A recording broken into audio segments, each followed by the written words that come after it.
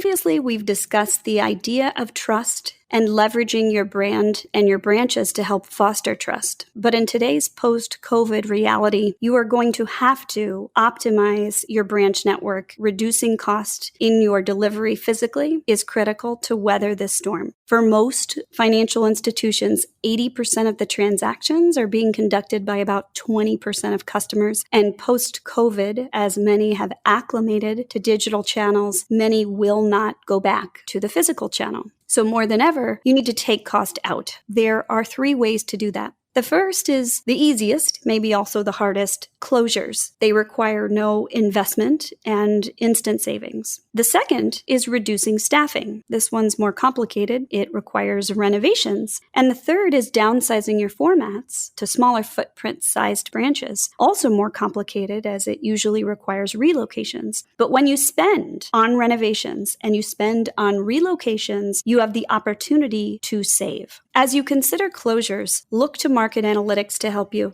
You may intuitively think you know which branches need to be closed, but understanding distance to nearest surviving branch and overall potential of branch locations will help you figure out the risk level. Also consider remediation strategies, leaving behind remote ATM or ITMs, micro branches, even mobile branches. As you think about reducing staffing, there's 2 ways to do it. The first is universal banking. In universal banking, you use cash automation to reduce FTE. 2 teller cash recyclers can reduce, on average, 1.5 full-time employees. As a second step, you can move to hub and spoke cluster management, where you promote a super manager in a hub and gain efficiencies by reducing branch manager staff in your spokes.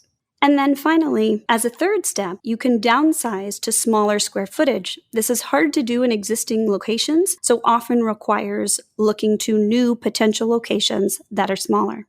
The payback of renovating and relocating to reduce square footage is in staff optimization. So consider a branch network of 50 branches. Average branch non-interest expense, $450,000. You decide to close 20%. You take both staff reduction steps, reducing by 1.5 full-time employees per branch, and further reducing by 3 managers for every hub and spoke cluster. The renovations require a capital expenditure of $500,000 for a hub, but only $125,000 for spokes. The initial CapEx is $8.8 million, but the annual NIE savings is $4.7 million. That's instantly accretive. And because of the cash flow, you'll get a full CapEx payback in 2.5 years. This becomes a no-brainer to move to a more optimized operating model. Numbers on paper are very different from real communities and real people that will be affected, but it's for the long-term health of the institution that you have to make these very difficult decisions so you can survive and thrive in the future.